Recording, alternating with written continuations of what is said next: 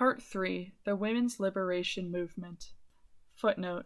Liberation, as opposed to emancipation, to denote freedom from sexual classification altogether, rather than merely an equalizing of sex roles. Nevertheless, I have always found the name heavy, too flavored with New Left rhetoric, and ashamed to acknowledge any relation to feminism. I prefer to use quote-unquote radical feminism. End footnote. In 3 years, we have seen the whole political spectrum of the old women's movement recreated. The broad division between the radical feminists and the two types of reformists, the conservative feminists and the politicos, has reappeared in modern guise. There are roughly 3 major camps in the movement now, themselves subdivided. Let us summarize them briefly, keeping in mind that in such a formative period the politics, as well as the membership, of any one group is in a continual state of flux. 1. Conservative feminists. This camp, though now proliferating into myriads of similar organizations, is perhaps still best exemplified by its pioneer, and thus more hardcore feminist than is generally believed now, the National Organization of Women, begun in 1965 by Betty Friedan after her reverberating publication of The Feminine Mystique. Often called the NAACP of the women's movement, and indeed because it too is full of older professionals, career women who have quote-unquote made it, it is similarly attacked by the younger liberation groups for its quote-unquote careerism. Now concentrates on the more superficial symptoms of sexism, legal inequities, employment discrimination, and the like. Thus, in its politics, it most resembles the suffragist movement of the turn of the century, Carrie Chapman Catt's National American Women's Suffrage Association, with its stress on equality with men, legal, economic, etc., within the given system, rather than liberation from sex roles altogether or radical questioning of family values. Like the NAWSA, it tends to concentrate on the winning of single-issue political gains, whatever the cost to political principles. Like the NAWSA, it has attracted a wide membership, which it controls by traditional bureaucratic procedures. However, already in the young movement, it is apparent that this position, untenable even in terms of immediate political gains, as witnessed by the failure of the last conservative feminist movement, is more a leftover of the old feminism, or, if you prefer, its forerunner, rather than a model for the new. The many women who had joined for lack of a better place to go soon shifted to radical feminism, and in doing so have forced now into an increasing radicalism, confer, where once the organization didn't dare officially endorse even abortion law repeal for fear of alienating those who could go no further than reform. Now abortion law repeal is one of its central demands. 2. Politicos. The politicos of the contemporary women's movement are those women whose primary loyalty is to the left, quote-unquote, the movement, rather than to the women's liberation movement proper. Like the politicos of the progressive era, contemporary politicos see feminism as only tangent to quote-unquote real radical politics, instead of central, directly radical in itself. They still see male issues, for example, the draft, as universal, and female issues, for example, abortion, as sectarian.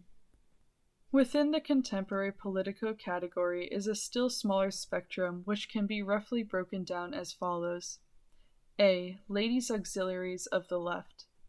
Every major faction on the left, and even some unions by now, after considerable resistance, have their women's lib caucuses, which agitate against male chauvinism within the organization and for greater decision-making power for women.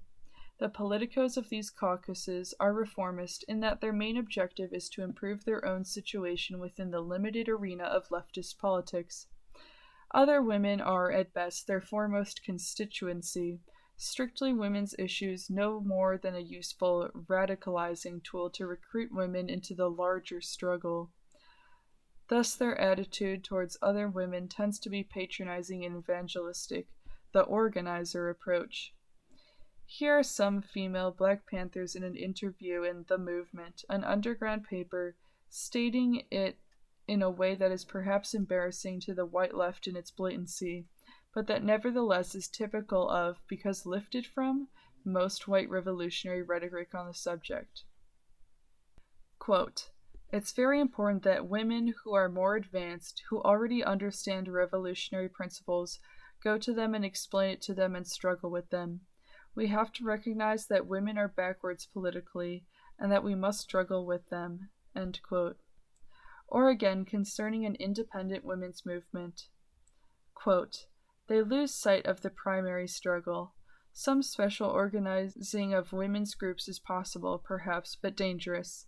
In terms of turning in on themselves, in terms of becoming petite bourgeois little cliques where they just talk about taking care of the kids all the time, or become a gripe session." End quote. We have here a complete denial by blacks, and women no less, of their own principles of black power as applied to another group. The right of the oppressed to organize around their oppression as they see and define it. It is sad that the Black Power movement, which taught women so much about their political needs through the obvious parallels, should be the last to see that parallel in reverse. For a deeper analysis of why this is so, see Chapter 5. Grassroots organizing around one's own oppression, the end of leadership and power plays, the need for a mass base prior to bloody struggle, all the most important principles of radical politics suddenly do not apply to women, in a double standard of the worst order. The women's liberation groups still attempting to work within the larger leftist movement haven't a chance, for their line is dictated from above, their analysis and tactics shaped by the very class whose illegitimate power they are protesting. And thus they rarely succeed in doing more than increasing the tension that already threatens their frayed leftist groups with extinction. If ever they do become powerful, they are brought off with tokens, or, if necessary, the larger group quietly disintegrates and reorganizes without them. Often, in the end, they are forced to split off and join the independent women's movement after all. B. Middle-of-the-road politicos. Working separately from but still under the protection of the male umbrella, these groups are ambivalent and confused. They vacillate. Their obvious imitation of traditional male left analysis, rhetoric, tactics, and strategy, whether or not they are suited to the achievement of their own distinct goals, is compensated for by a lot of sentimentalizing about the oppressed sisters out there. Their own politics tends to be ambiguous, because their loyalties are. If they are no longer so sure that it is capitalism which directly causes the exploitation of women, they do not go so far as to intimate that men might have anything to do with it. Men are brothers, women are sisters. If one must talk about enemies at all, why not leave it open and call it the system? C. The feminist politicos. This position describes perhaps the largest proportion of the anonymous cell groups of the women's liberation movement across the country. It is the position toward which many of the middle-of-the-roaders eventually drift. Basically, it is a conservative feminism with leftist overtones, or perhaps we should say it is a leftism with feminist overtones. While the feminist politicos admit that women must organize around their own oppression as they feel it, that they can best do this in independent groups, and that the primary concentration of any women's group should be on women's issues, every effort is still made to fit such activities into the existing leftist analysis and framework of priorities, in which, of course, ladies never go first.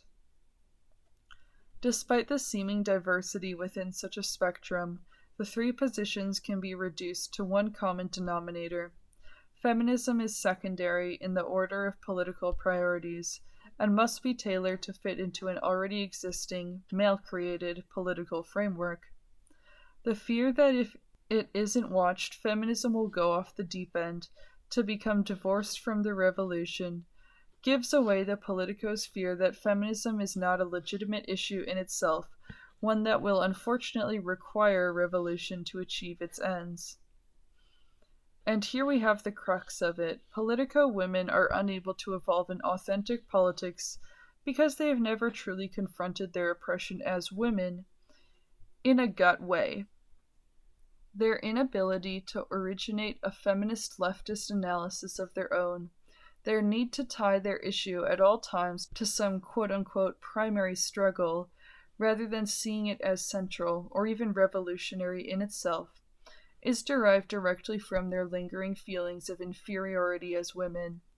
Their inability to put their own needs first, their need for male approval, in this case anti-establishment male approval, to legitimate them politically, renders them incapable of breaking from other movements when necessary, and thus consigns them to mere left reformism, lack of originality, and ultimately political sterility.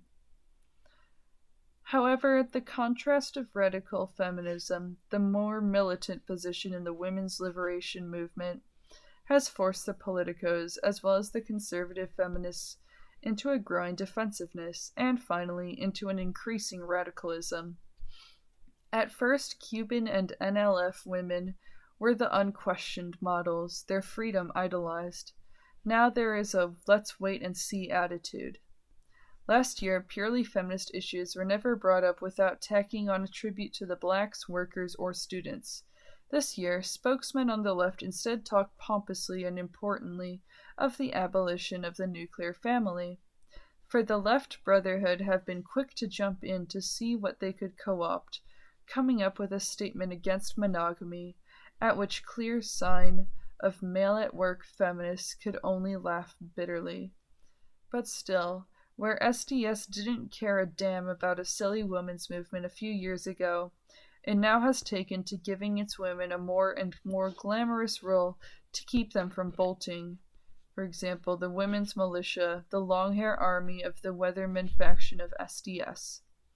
There are the beginnings of the official leftist acknowledgement of women as an important oppressed group in their own right, some shallow understanding of the need for an independent feminist movement, some degree of consideration of women's issues and complaints, for example, abortion or daycare centers, and the growing tokenism. And, as with the early stages of Black Power, there's the same attempt to appease, the same nervous liberal laughter, the same insensitivity to how it feels to be a woman, disguised under a "we're trying, give us a kiss" grin. 3. Radical feminism. The two positions we have described usually generate a third, the radical feminist position. The women in its ranks range from disillusioned moderate feminists from now to disillusioned leftists from the women's liberation movement, and include others who have been waiting for just such an alternative, women for whom neither conservative, bureaucratic feminism nor borrowed leftist dogma had much appeal. The contemporary radical feminist position is the direct descendant of the radical feminist line in the old movement, notably that championed by Stanton and Anthony, and later by the militant Congressional Union, subsequently known as the Women's Party. It sees feminist issues not only as women's first priority, but as central to any larger revolutionary analysis. It refuses to accept the existing left analysis not because it is too radical, but because it is not radical enough. It sees the current leftist analysis as outdated and superficial, because this analysis does not relate the structure of the economic class system to its origins in the sexual class system, the model for all other exploitative systems, and thus the tapeworm that must be eliminated first by any true revolution. In the following chapters, I shall explore the ideology of radical feminism and its relation to other radical theory, in order to illustrate how it alone succeeds in pulling into focus the many troubled areas of the leftist analysis, providing for the first time a comprehensive revolutionary solution. Offhand, we may note that the radical feminist movement has many political assets that no other movement can claim, a revolutionary potential far higher as well as qualitatively different from any in the past. 1. Distribution. Unlike minority groups, a historical accident, or the proletariat, an economic development, women have always made up an oppressed majority class, 51%, spread evenly throughout all other classes. The most analogous movement in America, Black Power, even could it instantly mobilize every black in the country, would command only 15% of the population. Indeed, all the oppressed minorities together, generously assuming no factional infighting, would not make up a majority, unless you included women. That women live with men will on some levels are worst disadvantage, the isolation of women from each other, has been responsible for the absence or weakness of women's liberation movements in the past, is in another sense an advantage. A revolutionary in every bedroom cannot fail to shake up the status quo. And if it's your wife who is revolting, you can't just split to the suburbs. Feminism, when it truly achieves its goals, will crack through the most basic structures of our society. 2. Personal politics. The feminist movement is the first to combine effectively the quote-unquote personal with the quote-unquote political. It is developing a new way of relating, a new political style, one that will eventually reconcile the personal, always the feminine prerogative, with the public, with the quote-unquote world outside, to restore that world to its emotions and literally to its senses. The dichotomy between emotions and intellect has kept the established movement from developing a mass base. On the one hand, there are the orthodox leftists, either abstract university intellectuals out of touch with concrete reality or, in their activist guise, militantly into machismo, self-indulgent in their action with little concern for political effectiveness. On the other, there is Woodstock Nation, the youth revolt, the flower and drug generation of hippies, yippies, crazies, motherfuckers, mad dogs, hog farmers, and the like, who, though they understand that the old leafleting and pamphleting and Marxist analysis are no longer where it's at, that the problem is much deeper than merely the struggle of the proletariat, which, in any case, is hardly the American vanguard, yet have no solid historical analysis of their own with which to replace it, indeed, who are apolitical. Thus, the movement is foundering, either marginal, splintered, and ineffective due to its rigid and outdated analysis, or, where it does have mass movement appeal, lacking a solid base in history and economics, quote-unquote drop out rather than revolutionary. The feminist movement is the urgently needed soldier. 3. The end of power psychology. Most revolutionary movements are unable to practice among themselves what they preach. Strong leadership cults, factionalism, quote-unquote ego-tripping, backbiting are the rule rather than the exception. The women's movement, in its short history, has a somewhat better record than most in this area. One of its major stated goals is internal democracy, and it goes to often absurd lengths to pursue this goal, which is not to claim that it is successful. There is much more rhetoric than reality on the subject, often disguising hypocritically the same old games and power plays, often with new and complex feminine variations. But it is too much to expect that, given its deep roots in sexual class and family structure, anyone born today would be successful at eliminating the power psychology. And though it is true that many females have never assumed the dominant power over others role, there are many others who, identifying all their lives with men, find themselves in the peculiar position of having to eradicate, at the same time, not only their submissive natures, but their dominant natures as well, thus burning their candle at both ends. But if any revolutionary movement can succeed at establishing an egalitarian structure, radical feminism will. To question the basic relations between the sexes and between parents and children is to take the psychological pattern of dominant submission to its very roots. Through examining politically this psychology, feminism will be the first movement ever to deal in a materialistic way with the problem.